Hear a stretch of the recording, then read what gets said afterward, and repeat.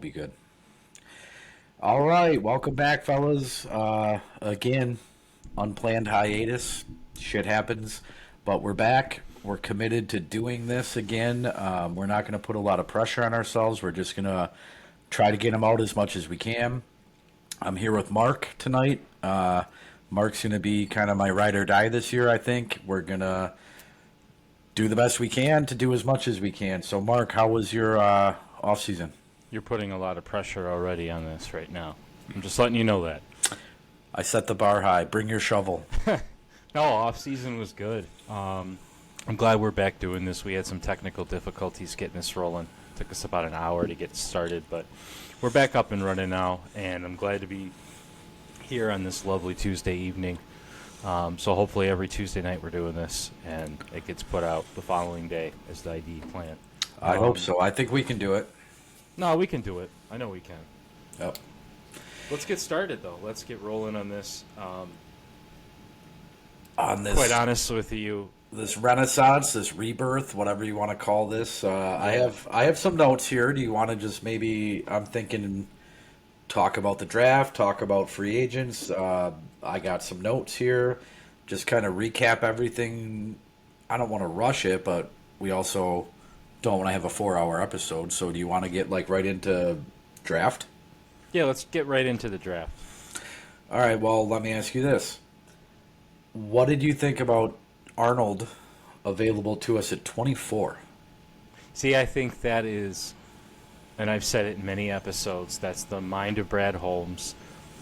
That's him doing whatever he needed to do prior to the draft to get Arnold to fall to the position that we need to be getting in.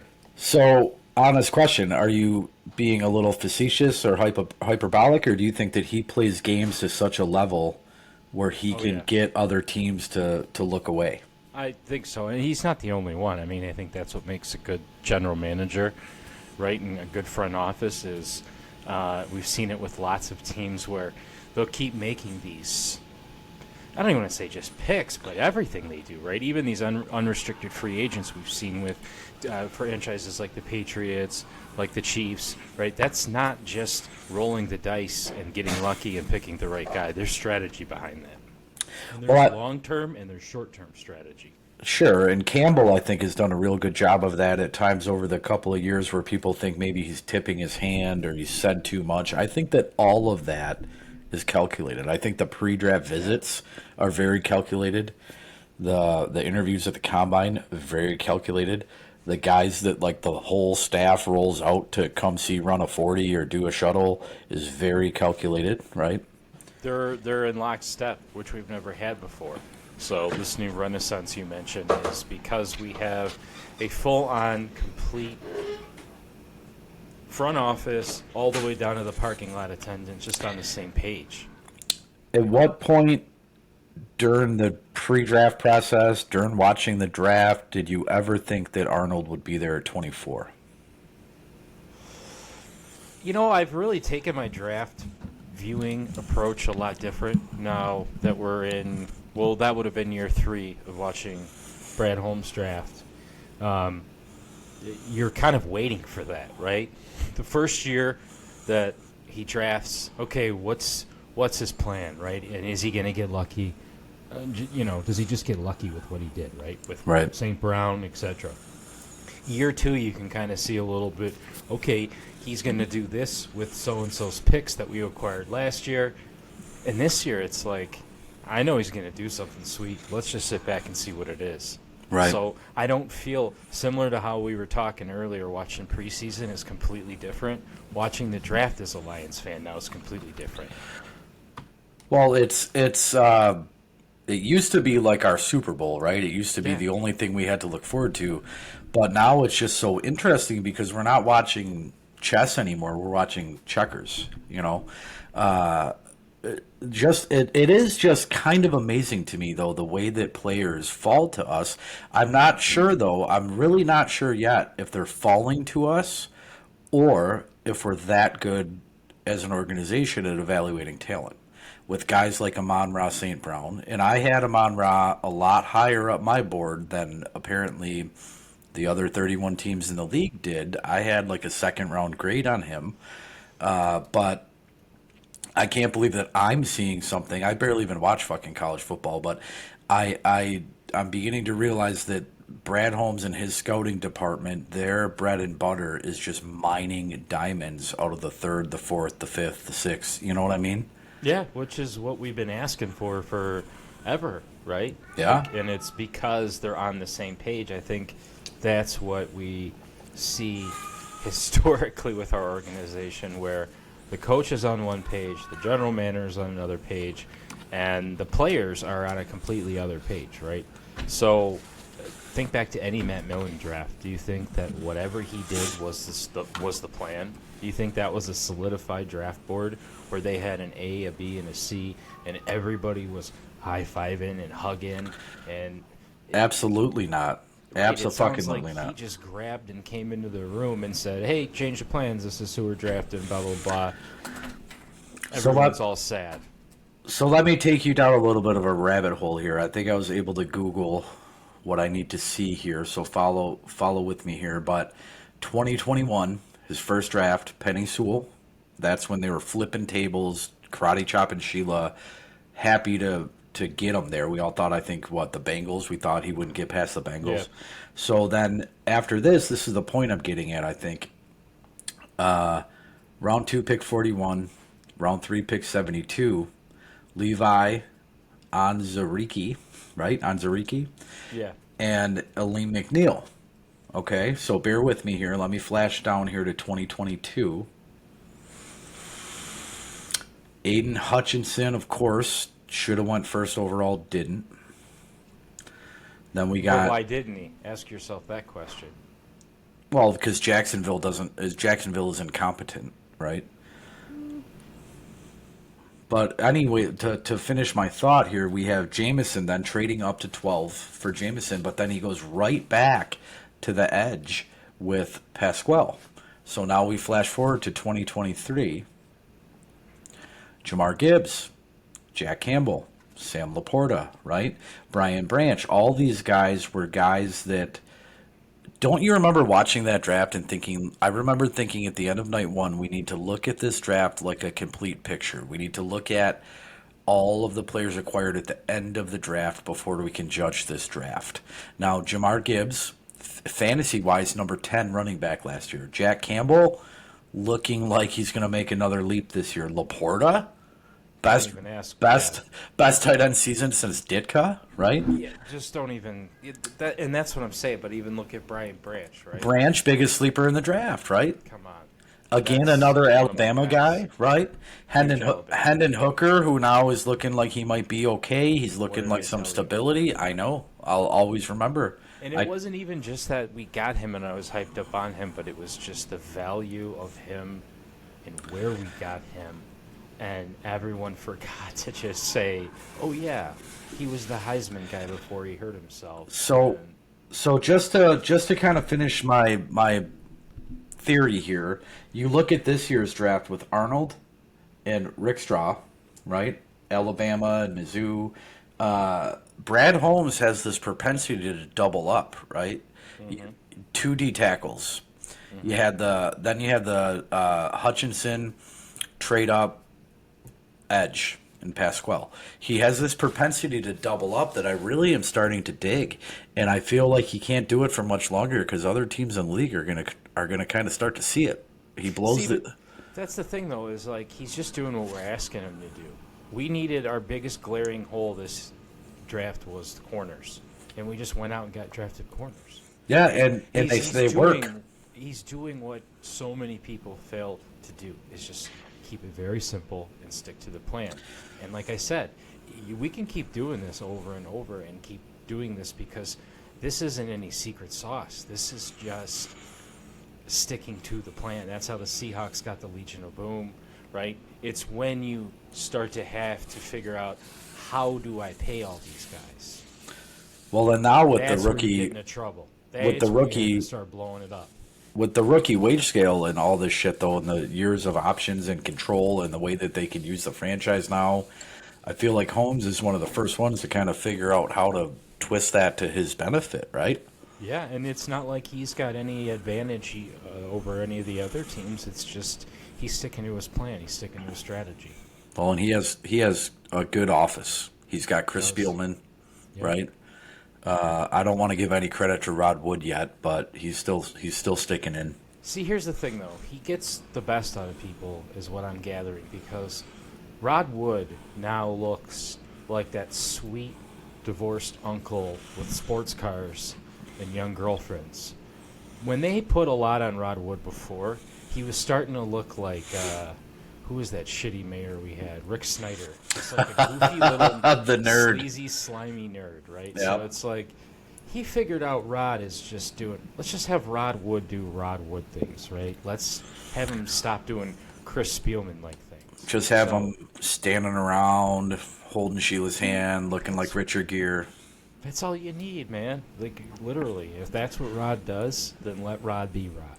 So let's get through a little more draft here. We already said Arnold, of course. I didn't think he was going to be there at 24. I think, No, I didn't either. and obviously we should acknowledge that the draft was in Detroit, and and when they made the pick, when they went for it, the crowd went fucking wild, right? Yeah. So obviously, I think there was a few players on the board that we all would have agreed with at that time, but it was like, this is the obvious pick. This is what we need to do. He fell into our laps. He's from Bama. It was just the pick we had to make. And then back to what I was saying before, they double right up and they go right back to the well and they go with this Rackstraw Jr. And now I'm not going to pretend that I knew anything about this guy before the draft, besides for some of the Walter football stuff that I read and some of our, we fuck around and do these mock drafts. But all reports out of camp is this kid looks solid. Yeah. Yeah. Pro ready too, and Ball hawking, Yeah, making he turnovers.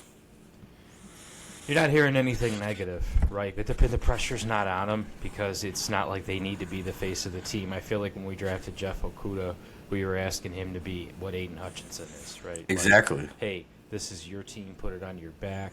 Dance.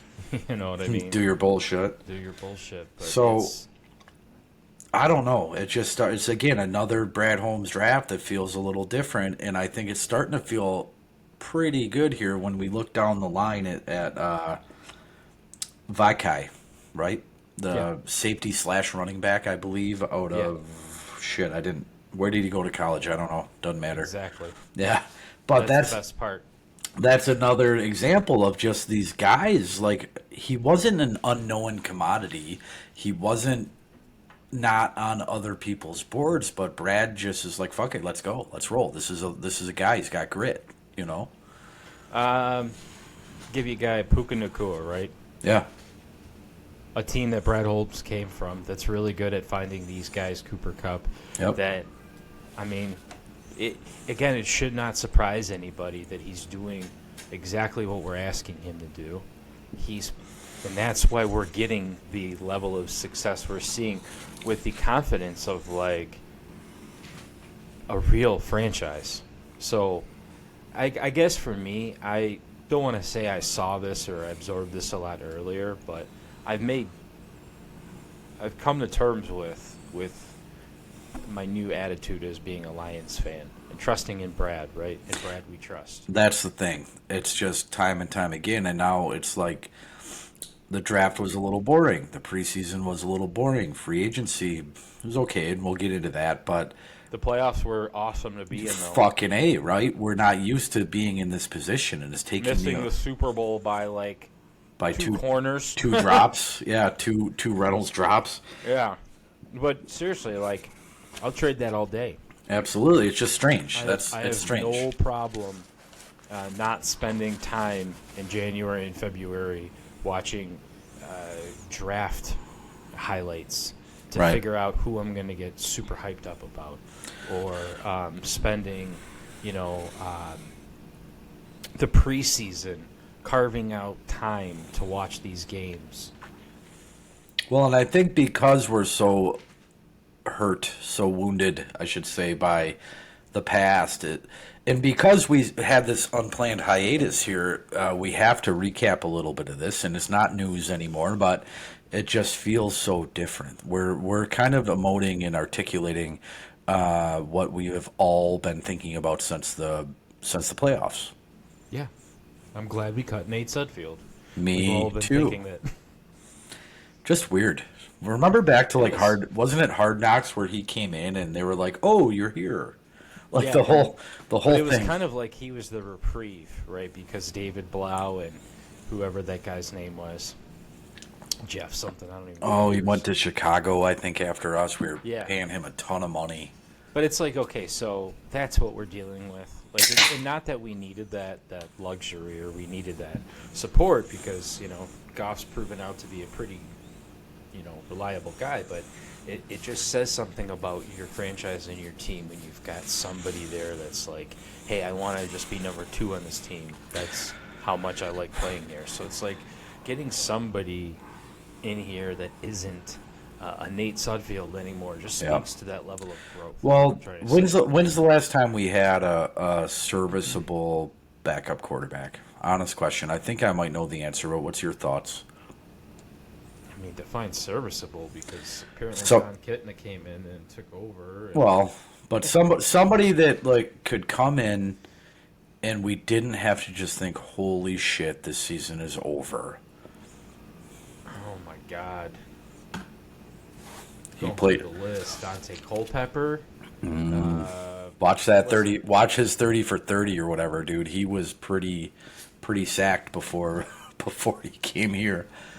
I'm trying to Google him right now because it's late and it was very stressful getting started right here, getting the show started. But he Man, I'm pl- struggling, dude. he played in San Francisco as like a fringe starter. I believe he backed up Jeff Garcia.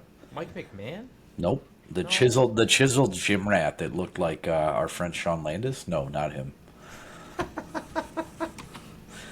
Hold on here. Man, I am struggling. I am going through. I'm Googling it. Tried to black a lot of this stuff out. I think. Well, he was a bright spot too, though. Like he backed up Stafford, I believe, when Stafford Okay. hurt hold himself on. against Cleveland. Was it Josh? It's on the tip of McCown? my tongue. No, Drago that used to play receiver. He No, was he was serviceable. serviceable. Serviceable. He made a career for himself as a journeyman. I'm gonna find this though. God, who else would that be? I had his name in my brain when I started this conversation, and now it's gone. I started thinking about like Charlie Batch, Dante Culpepper, his He dad. went on the list that I went down. His dad, this dude's dad, passed away. It was national news. He fell off of a ladder decorating his house for Christmas and died. White dude. He's a white dude, big white dude. Big white dude. Why can't I think of this? I believe it was San Francisco, Minnesota, Detroit. But let's move on. Well, it's gonna come to me. Yeah, bring and- it back at some point. Yeah, I'm gonna find it. I'm still googling here, and that is to answer my own question.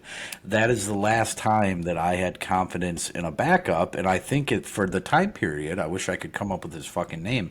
For the time period, he was considered the best backup in the league, or one of. He was in the top 3 or 4, kind of fringe starting. Sean. Drive me His crazy. name was Sean something. Oh my God! Yes. Oh, I see his tall. Tall, lanky, white ass. Oh my God! Yes, Sean, and then he went down. Probably. Oh, this is gonna drive me nuts. Anyways, You look this up. I'm going to talk about because since we're talking about quarterbacks and backups, and I'm just going to bring this up now, but I like the position we're in with Hendon Hooker. I'm going to say that over and over again. I'm not saying anything more about his future other than I just really like that we have something that we drafted, that we don't have to put a ton of capital and a ton of money in, that has a ton of upside and is super mobile. He led the preseason in rushing yards, which doesn't say much, but Can I interrupt you? do you have it? Sean Hill. Sean Hill. Oh my lord. To Detroit Lions 2010 to 2013. Before that, San Francisco from 07 to 09. All right. Okay. All right. Sorry to That's interrupt good. your No, that's your I flow mean, there. we needed to get that through. Yeah, and it was at the tip of my tongue, man. Well, so I think, still think we have 3 QBs on the roster, by the time we start this season. It's going to be somebody less Sudfield than Nate Sudfield. A little less sudsy. A little less sudsy, but I'm excited about that. I don't want to talk too much about Hendon Hooker. Well, let's talk about the cuts since you bring up Sudfield. You want to talk about the cuts? So I today, do want to talk. today at 4 o'clock was the deadline for the 53-man roster for this season. So I'm not certain that I wrote them all down in my notes here, but I kind of skimmed through and wrote down the highlights. So let me run a few names by you here, and you can kind of give me your impression or your take here. Donovan Peoples-Jones, right? We all had high hopes for him, but Not sad at all, honestly. Real quick take on that one is that we expect way more out of our wide receiver number 4, number 5 spot. We want to battle stronger for it. He didn't really show much to separate himself. Played like Tom Kennedy, and at the end of the day, there's guys sitting out there on the waiver wire or older veteran receivers that can fill that role better than Donovan Peoples-Jones. so I want to pursue this better receiver to fill the role in a second here. But the one thing I want to say about Donovan Peoples-Jones is I think he's like the perfect example of what happens all the goddamn time, right? It's these studs in high school and college, huge program from Michigan, right? And he's just not built to play wide receiver, but he's not built to play tight end either. And he's not athletic enough to switch to the other side of the ball. He's not fast enough to play special teams. There was just really kind of like failure to launch in the NFL. There was no real home for him. It's almost like he was a two-way player and he should have picked basketball. Yeah, Like, yeah, for real. Great athlete, and there's nothing wrong Well, against him, and but he flashed. He flashed for a year in Cleveland. I think I'm gonna make this up, but I don't think I'm too far off. The year before we traded for him, 5,000 yards. 14 yeah, touchdowns. six or 7,000 yards. He was on the same pace as Trinity Benson, but he had like 700 yards. I think like for some reason 776 stands out in my head. We can fact check it later, but he was no slouch, right? Yeah. So it was worth the flyer. It kind of, I think, speaks to the state of this roster, even though receiver isn't the deepest position, that we can let a guy like him go at this point. I mean, it leaves a hole, though. Like, who the fuck is our third or fourth receiver? We don't really know yet, which is interesting. Right now on paper, you're looking at Khalif Raymond and what was his name? From Williams. He was a undrafted free agent. Well, we cut, who is the guy that out of North Carolina that we cut? He was a 7th-round draft pick last year. Oh, Green? Yeah, Green. Antoine Green. Yeah. So what do you think about replacements as far as free agents if we're going to look into the market to bring someone in? You know, right now I don't really feel like there's anybody that stands out. I've seen rumors about aging vets, right? DeAndre Hopkins and a few other guys out there.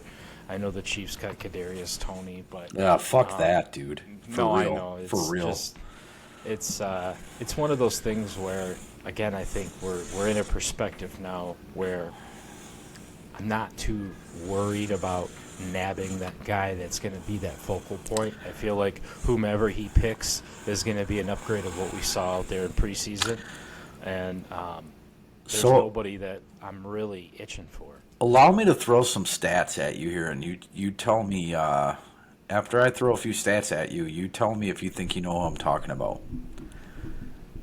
You savvy? I'm savvy. So he's on a roster. He's not currently a free agent. I'll give you that. Last time he played meaningful football in the NFL, 2021. Okay. About to turn 30. 6'4". In 2021, his last productive season, 53 receptions, 734 yards, almost a 14-yard average, 5 TDs. Any clue who I might be talking about? And I'll give it to you. I said he's on a roster. This would be a trade candidate. Oh, this is a trade candidate? Mm-hmm. Oh, my God. I gave you some clues, dude. 6'4", on a roster. I'll give it to you. An AFC roster. Hasn't had meaningful work since 2021, but still rostered. Made the cut today. You give up? Is that a Mike Williams? Nope. We have enough Alright. Williams and I Williams was and gonna say, Jesus Christ! Don't even let me go down that route. Who is it? so it's Tim Patrick from the Broncos. I would have never guessed that. Do you remember Tim Patrick with this kind of breakout from 2020 and 2021? I do. Why? What leans you towards Tim Patrick specifically? They kept him. They rostered him, but they have one of the deepest, at least on paper, the Broncos deepest wide receiver room in the league. And why would they keep him when they don't need him, right? I feel Special teams. nope. 30 years old, coming back from an MCL and an Achilles. So they're not going to let him make. Okay, Boston College. I didn't see that. He's from Boston College. I just feel like he's on the market. It's no secret that he's on the market right now. And if he could come in as a big body red zone target that we were hoping we acquired in Donovan Peoples-Jones, if he could come in at only 30 on a deal for a song and a dance, a couple extra peanuts, I would go for it, right? Well, I think anyone in this position right now is going to come in on one of those deals just because we're a contender now. So we hold that position where we're not going to even have to pay for this position. So I guess when I say I'm not too worried, that's why I feel like I'm just not. Again, 4 years ago, this probably is something I would have sat down and figured out who's retreaded ass can we pick up and put in the number 2 position, right? But now we're talking about the number 5 position. Right.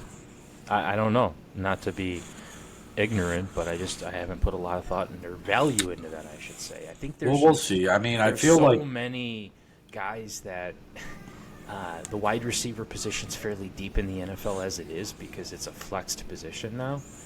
And what we're asking him to do in that slot role kind of gets covered a lot too by St. Brown, right? So it's like our number 1 wide receiver isn't 6'8", anymore. So if you look at St. Brown's build, he's not what you think a number 1 wide receiver looks like. Even J-Mo, he's pretty skinny. J-Mo's a real skinny dude, and he's fast as fuck because of it. And then Amon-Ra is basically the Golden Tates of the world, the Tyler Lockett's of Right. the world. I'm just saying we don't have a Calvin Johnson anymore, right? Well, who did, right? Maybe like DK Metcalf, but DK has never solidified himself as a true number 1. Well, you think know? about it in that era. You had Calvin, you had Andre Johnson, you had a lot of your standard big, tall, over the top guys. You had Des Bryant, guys like that. Yeah, that were built like that. Not the Calvin Johnson production, but you had those big guys, and then your Golden Tates immediately went to number 2 or 3 in the slot and played that X role. But it's with an offense that Ben Johnson runs now, it's the bigger concern is just making sure that we're not putting out our guys, they're not getting burned out, right? So whoever's going to be in this position, basically for the most part, is just going to be able to need to run the route completely, and you're going to be a decoy in that sense. Well, and when you start talking about big bodies like that aren't on this elite level that we were so spoiled by with Kelvin and that we were accustomed to with Julio and Dez, and we don't have a Chase Brown on this team. Oh. You start thinking about who can just run the post, right? Who can run the hitch and get open over a 5 to 12 yard. Our fucking right tackle head. Yeah, if he reports as eligible, right? I'm just saying, but that's the beauty of this offense is it's not so one-dimensional. It's just so more about whose personality is going to fit and not disrupt this team. That's more what I'm concerned about. I don't really care about names and jerseys, and it's like if it's, a Meek Smith and he's from some random tiny college that I've never heard of. Chances are if he's going to make the roster, it says something about him, and I want to take a look at him. Sure. So I think this is the new perspective we have to keep watching and just say, hey, when it comes to the conversation, let's just know that they're going to put somebody there, right? And the conversation that you want to have online, the fun one, is pick an aging veteran that has a name and say he's going to come here and play in that spot. But the reality is it's going to be someone we've probably never heard of. Very, very possible. Very likely. Very likely with the new practice squad rules that we could have this rotation in mind of guys we'll bring up depending on who we're playing. You know. Exactly, and I think that is, you know, hey, that's a Brad Holmes thing. He's not just one-dimensional. He's just Right. going to keep pulling tools out of his tool belt. Right. And yeah, that's just the beauty of the new Lions. So with that being said, let's talk a little bit about positional depth. Now that we've got a little bit more depth in that secondary, I think a huge thing that we haven't even really talked about or looked at is moving Brian Branch back into the safety role, so he doesn't have to go into the nickel so many times. Well, and I would counter that with Brian Branch being able to have an option with Brian Branch, right? Yeah. There was times in the previous year where you would have really valued a guy like him at safety or at nickel, but you had to do one or the other. Exactly, because you were pressed. Yep. And now we have, for what it's worth, the Vikai, right? Hopefully he gets in a little bit, but you're right. You're absolutely right. He can go into the nickel if we want him in the nickel. He can be in coverage if we want him in coverage. He can come up to the box like we used to see Walker do, right? You can disguise some things and slide him outside. That's the word, disguise. He doesn't have to come in and play a presumed role. It's Yep. okay, he's out here. What is he playing, right? Yep. And his counterpart, what is he playing? Because he can flip-flop and drip-drop. So, you know, all that busted coverage in the secondary and the double teaming on Aiden Hutchinson. And that's something that we need to get on top of and talk as we move farther down the defense positions. But Well, I'm when- really excited from a secondary standpoint, not only to see these rookies out there, but to see Brian Branch in that position, which now allows our linebackers to play just two linebackers out there, which gives Barnes and Rodriguez more time to shine because we know what Anzalone can do. For sure. And when you talk about depth, I think on the defensive side of the ball, the only real concern I have is interior, Yep. right? If Davenport pans out a little bit, if Davenport stays healthy for 13 games, you know, but we've had How some many sacks injuries. do you really expect out of him? Oh, to Davenport, Yeah. if he plays, 17 games? Yeah. 7. I think that's a fair number. Yeah, he had 2. He had That 2 5 to last 7 year. range is like Yeah. a good range. Yeah, just someone is- that they have to pay a little bit of attention to. And that's fine. Give James Houston an opportunity to be the James Houston of the past, The, right? well, the absolute specialist that he is, right? The pass rushing specialist, exactly. I want to touch on free agents real quick, and then whatever notes you got, we can for sure get to them. But I can hear Maggie crying, and I gotta pee, and we've been on. Can you see how long we've been on for? 33-8. And Oh, yeah, we'll that's get not moving. that's not bad at all, dude. But No, let's we're very nice. we are. Let's talk a little bit about the free agents. You brought up, I think before when we had some recording glitches here, we talked about Zeitler from Baltimore. Yep. Nice late addition in free agency, right? We're all kind of scratching our heads thinking, And then he just shows up out of nowhere. He like answered the bat signal. Yeah, that's something, you know, and I was looking too at contracts and free agents, and when you really think about it, in the next couple of years, his contract is the only contract that we're going to have to even have lingering over our heads. Well, and it was So- short. It was short termish, right? We knew what we were getting into. We're buying a year for of his services, right? And that just says, again, where we're at in that position, because he's going to do exactly what we brought him here to do. Well, Consistent, show up, do his job, fit the system, don't disrupt the locker room. Now, I'll be curious to see who's going to win those position battles behind them, because we all know they're going to rotate linemen. what's your take on DJ Reader? The injury, the whole kit and caboodle. The whole kit and caboodle on him? Yeah. Yep. I'm not too concerned with DJ Leader. I feel like they're completely, I don't want to say completely downplaying it, but the severity of his injury isn't large. Sounds like he's going to be able to come on week 2. And again, we didn't bring him in here to save the city.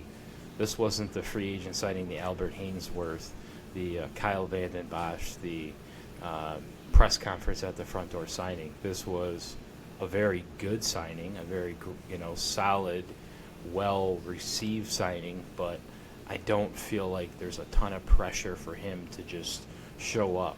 So even when he does come back, let's say it's week 2, he's coming back healthy. The fact that he's got some support around him allows him to come back and just slowly show what he's here to do. We know what he's good on the run defense. We know that's primarily what we brought him in here to do, is plug up the middle. But I really think that he was brought here more so to highlight what we talked about last year, and you said is who's going to benefit more from Aiden Hutchinson. And what we saw was it was nice to have the middle short up a little bit with Aleem McNeil, but we really needed someone more of a presence on the inside. And now that we've got that inside sealed up a little bit more, I feel like that specialist other edge rushing role is going to be what we see more from a DJ Reader, right? That's what he was brought here to do. Right, kind of what we were looking for McNeil and Anzawari to do. Right, we know what we have. We know what we have in McNeil. He's that big body guy. He's a disruptive kind of wrecking ball, better against the run, but gets a few sacks. And then what we were hoping for in Anzarike, is this DJ Reader type presence, right? Mm-hmm. So it was one of Brad Holmes' rare misses, and I don't even really want to call it a miss. He's injury prone, right? He's going to get an injury distinction. And you're, I mean, that's your shrink. That's your slack you're given in a draft, right? That's why you know that you're not going to hit every single player. And you can't. See, that's what takes teams and discourages them from sticking with the plan. They miss on a few guys that they were really high on for, let's say, injury reasons. And they get back into the next year and try to overthink their strategy. So you're going to get a couple guys, right, that you're sure. Gonna, and he plays with those picks, too. Pay attention. Those are the picks we've acquired from other teams, other drafts. So maybe he views that as, hey, they're not house picks. You know what I mean? So let's play with them a little bit. They have a little bit more flexibility. He's hedging his bets by hitting absolute fucking dingers during the first and second round every fucking year, right? Yep. And it's going to, every time he does it, it takes the pressure off yeah. less and less, right? There's less absolutely pressure to do this. So I'm good with the DJ Reader situation, right? I know you had to step away and take a bathroom break. Yeah, sorry. He's coming back week 2. He plugs up the middle. I think what we see more out of him is who's going to benefit on the line from his presence. Well, it may take a little bit, but the pressure's not on him. Like you were alluding to this before when I had to step away for a second. It's who's the beneficiary, right? Someone has to be the beneficiary. You're bringing a Davenport Reader to pair with Hutchinson. You already got Houston. You have Pascal. You have looked a lot better now that he's healthy. Absolutely. Like what we would have probably expected out of him. And let's also not forget that those drafts were awesome, and you can't expect every player to come out looking like St. Brown. Well, and we already talked a little bit about Jack Campbell here, but we expect Jack Campbell to take a leap, and even keel here, rightfully so. I think we expect Brown to take another leap. Yeah, absolutely. So let's start with the Jack Campbell one. I think he's I think he has a very, I don't want to say pass the torch over, because I thought we were going to see that with Rodriguez stepping up, but it sounds like he's just a team guy, which is awesome. That's great, though. A guy like Rodriguez to be able to come in here and stick. And do this thing on any position you play him. He's, hey, you want me to park cars?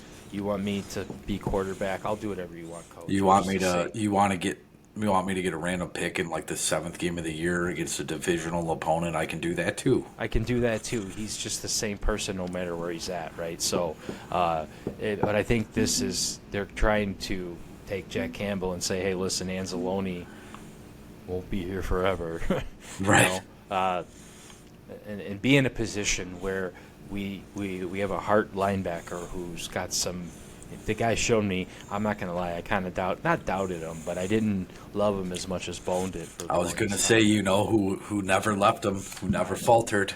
No, that's never left him at the altar. He's a beautiful, beautiful fan. But Those flowing locks. I get it now. I get why the guy's he's shown it to me. He doesn't have to prove it anymore. But Sure. I think Jack Campbell, it's his opportunity now to come in and say, I can take the middle of this defense over, right? And I said it before, the pressure's not on anybody on this team to do one thing, right? The pressure is just on to be a cohesive unit. It's not on Stafford. It's not on Calvin. It's not on Sue. It's on the whole offense to be the offense. It's on the Right. defense to be the defense. And, Do your job. Just do your job. And we saw that with Veldur from the cornerback, right? He comes Kendall last Vildor. season. Yep. Yeah, he comes up last season, and we're expecting to love Kirby Joseph, and they say, nope, Kirby, you're not doing Kirby things. They bring him up. He makes the roster, makes the team this year. So, there's a lot of positive with Jack Campbell. We have a lot to look forward to overall, but what that actually means, right, from an abused Detroit Lions fan with years and years and years of this kind of abuse here. Say it. It means that we have a lot to look forward to, but that means that the letdown or the disappointment is even higher. And I'm not saying that I think we're going to be right back down to nothing. We're going to be right back down to the bottom. But when I look at this schedule, and you cannot deny that the schedule that we have this year is a challenging schedule, right? Well, we say that every year, though. No, but let me... Is there a fan base out there that really says, oh, man, this one's going to be easy? Rams, Bucks, Cardinals, Seahawks, Cowboys, fucking Vikings, Titans, Packers, Texans, Jaguars, Colts, Bears, Packers, Bills, Bears, Niners, Vikings. Well, you're going to play your divisional opponents, and it's like Of course. They backloaded a lot of the divisional games. When you look at that, They- though, what they do you seem see? to- They seem to think that we're going to have some good divisional games towards the end of the season, some meaningful games. I see some prime time pairing us with big market games. Well, we're to popular impress now, the too. world, We're right? going to have Exactly. these Sunday, September 8th, 8:20. Yep. September 22nd, 4:25. Exactly. September 30th, 8:15. What I see is 4:25. we're being scheduled with 4:25. respect. We're being 8:20. paired with Thanksgiving. respect. Yep. I don't, I listened to a couple episodes last year when we were doing picks and everything. And, man, I'll tell you what, as great of a season as we had last year, we had so many things lopsided in the beginning of the year where we really thought we were going to be strong against this team. And it's like, I'm telling you, the one thing I can say is I've just got enough faith where I'm not hung up on the nuances of the what if, right? Like, I'm really not concerned of what if they don't make the playoffs. Like, I just don't see. I've seen so much due diligence and so much work gone into such a newly revamped but like pretty deep roster. And I don't want to eat my fucking words in week 4, but Jesus Christ, right? So I see a schedule that we've never seen before. That's what I see. Well, and I don't want it to sound like I'm not optimistic. I mean, I've lived here for a long time, and I've watched the last 2 years of Detroit Lions football. I am very optimistic, but I can say, being cautiously optimistic, the schedule that I just read off, 8 wins, I wouldn't be happy about, but I would be okay with. 8 wins? You think we're gonna get 8 wins out of that No, schedule? I'm not going to be happy with 8 wins, but I would be okay. I wouldn't view 8 wins as a regression. It's hard. It's hard to go over Yeah. 500 in the NFL. And you got to really think too, because some of these teams, man, it's hard too, where you don't know how the division's going to look. We thought the division was going to be a cakewalk last year, and Green Bay showed to be a monster. So much that they're getting outranked sometimes in power rankings of Yep. a lot of teams, right? So, Yep. how about did Green Bay get overhyped? did Minnesota get overhyped? You know, did the Falcons get overhyped with Kirk Cousins? So the NFL is known for Well, they're a commercial falling machine. and they're falling in love with these wrong stories, and sometimes those smart, patient teams always benefit from it, right? So, like, how many times did the Miami Dolphins get touted for signing a bunch of players and then just get absolutely devastated in the regular season Right. by the patient, calm teams that weren't worried about strength of schedule? They were literally worried, and I sound like the coaches now, but one game at a time. You know, we could play the Rams week 1, and by week 6, the Rams are a completely different team. For sure. We're going to be a completely different team than For we sure. were week 1. For You're sure. not even going to see anything crazy from Ben Johnson. You're going to see some aggressive coverages from Aaron Glenn, but you're only going to get a little sprinkle. It's week 1. Well, let's do this, all right? We've had a long time off the air. We got a lot to cover moving forward. We've been going for 46 minutes here. What is kind of your parting thought? What's in your notes that we didn't cover? I got one. I want to hear yours. I don't know if we got into the depth of the running back room, and that was a positive thing. Okay. I didn't know if you were looking for something negative, but No, whatever was in your notes. Something we've never had before. The depth of the running back room was something that was kind of sparking my interest. Okay. What So, about you? what I wanted to talk about a little bit was what we saw. If you were there, awesome. If you weren't, you saw it on TV. What we saw on Saturday, our final preseason game. The fucking crowd was raucous. Oh yeah. I was downtown. I wasn't at the game, but I was at a bar. We had a fantasy draft. It was a riot. I met up with some friends after that were at the game. Had a real crazy Uber ride, but that's besides the point. Different story for a different podcast. But just the entire downtown atmosphere, you could tell on the TV and in the streets.